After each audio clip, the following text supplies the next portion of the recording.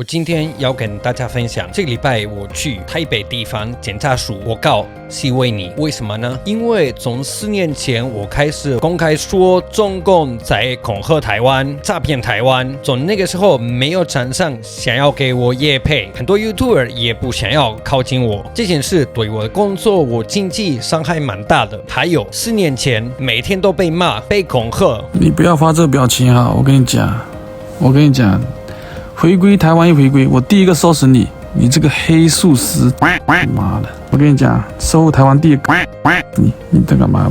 每天4年，意思是我受到海量是我不曾體會過排山倒海的大量攻擊。但是我去檢察署，你猜猜看發生什麼？審判長不想要工作，他跟我說。希維尼，我不知道這個人過不過分，是不是他不想要接一些名人的案子？審判長是不想接這個案子，是不是？這個故事告訴我們什麼？司法不公平。對，我才諷刺，你怎麼會不知道希維尼？審判長就是這一位，非常有名誒。我不相信審判長不知道，他只不過是不想要工作。聽說審判長呢都不想要參與那個名人的案子，因為台灣司法不正義。我知道，也許你會跟我說，歐尼的本名都寫錯，他怎麼會告這個人？因為法律需要有正確的名字。但是我跟你說，我不是唯一的人遇到這樣的狀況。最近鍾明軒也告巴炯，在去年8月的時候呢，我就告了這2個被告，一個叫陳柏元，另外一個叫做溫子瑜。然後當時呢，法院說那個什麼溫子瑜裡面有一個叫做日，有一個是日的溫，有一個是人的溫，然後好像說找不到這個人。你看，司法不公平。那如果你不太清楚他的想要表達什麼，想要說服你什麼，沒有關係，阿多哈老師幫你翻譯。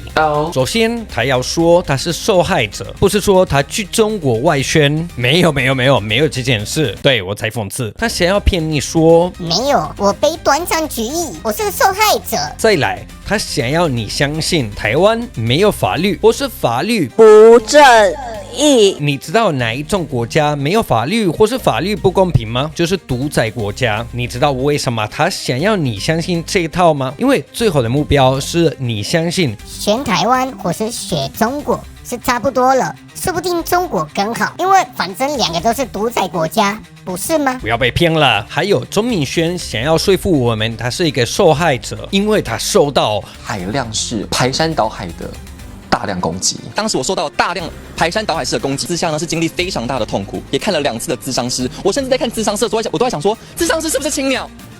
諮商師會不會本身有立場？為什麼我找到諮商的時候，他都不太說話，不太回話？這一套真的很聰明。為什麼？因為在台灣，只要有一個人看到是受害者，大部分的人不會看狀況，只會看這個人是受害者，所以他一定是對的。簡單的說，如果我們看到一個阿嬤在亂過馬路，如果他被撞到，司機完蛋了，因為阿嬤很可憐哦。雖然也許是阿嬤的錯，所以因為在台灣，大部分的人非常有同理心，我們會很同情受害者。那是為什麼有一些政治人物會哭，因為有用。我沒有嘗試過，我沒有遭遇過心裡有這麼大的煎熬。我想哭，但是哭不出來。那鍾明軒說，因為他去中國拍中國旅遊的影片，他虧很多錢。我們看看，我就收到了海量是我不曾體會過排山倒海的大量攻擊，導致我的工作莫名被取消，合作廠商不理解，被前經紀公司協商提前解約，每一天都睡不好，但還是靠意志力維持頻道更新，最後還自律神經失調，全身長滿蕁麻疹，好幾個禮拜不敢出門，每天只敢待在家叫外送，下去拿餐點還要全身包緊緊，戴口罩戴帽子。最痛心的是，我的朋友到现在依然相信那個版本的答案，正版的不聽，要去聽他盜版的。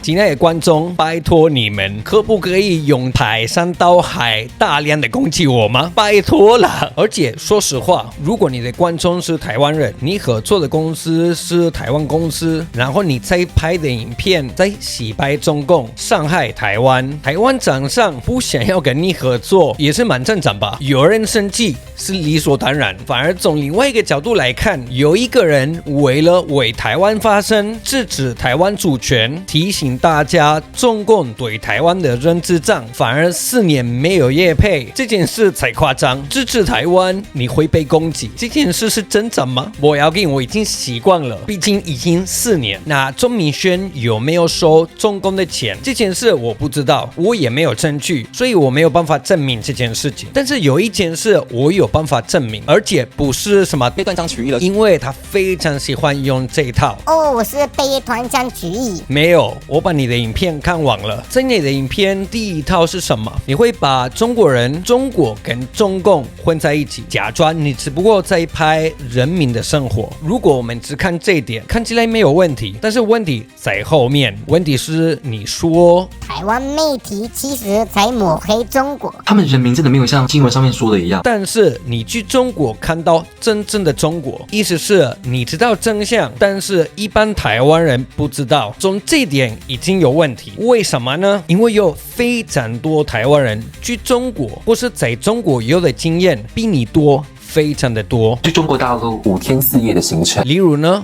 或是我常常提到的李明哲。如果你真的要了解中國，你去問李明哲。但是我知道李明哲沒有像鍾明軒這麼漂亮，但是我們要漂亮。或是了解中國。還有一點很多人誤會，問題是鍾明軒只會給你看中國最完美的一部分，他有很多中國在發生的事情不會給你看，也不會提到，例如警察亂抓人，小朋友消失，他的器官不見了，失業率很高，貪污很誇張，詐騙一大堆，豆腐渣大樓，人民沒有法律保障，一般的人口月薪台幣4000塊。有6億人每個月的收入也就是1000元，這些事情也是真正的中國，但是鍾明軒故意不說，反而會說台灣媒體在抹黑中國，而且有門呢，你有沒有看到有門呢？天哪！我跟你說，大部分的台灣媒體不會報道這些事情，所以不是不再抹黑中國，而是把中共的這種獨裁體制故意不說。這件事不是斷章取義，是我看你所有的影片之後非常清楚的概念，還有你也是在騙台灣人，讓台灣人相信在中國可以討論政治。你們很常聊政治啊？北京老百姓就愛聊政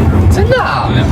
哎，那是我們誤會了，是不是？因為我們以為都是在這邊講話要很小心，不可以講太多有關於政治敏感話題。不會，真的啊？北京都非常包容嘛，非常開放的。最好是，如果你真的可以討論政治，如果中國有言論自由，你現在去天安門開始批評中共做的事情，例如大躍進文革、冠狀病毒、雨朦朧等等，看看發生什麼事。而且在你的影片，你也跟大家說，我就是覺得生活比較重要，因為日常生活比較重要。這一套我覺得是最危險，比館長危險多了。為什麼呢？因為很多人買這套，我可以理解，在台灣大部分的人會覺得政治很麻煩，只要我過好生活就好了。